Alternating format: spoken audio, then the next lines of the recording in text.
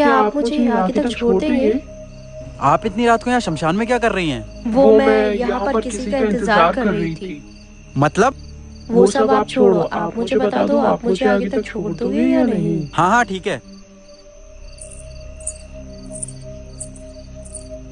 वैसे आपने बताया नहीं, आप यहाँ शमशान में क्या कर रहे थे? इंतजार। मगर किसका? मेरे पति का। अपने पति का? आपके पति मर गए हैं क्या?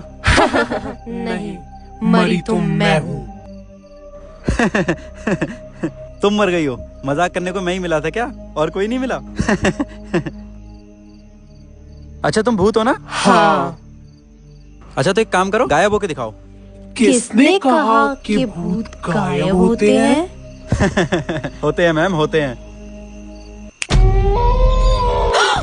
मंगल भवन मंगल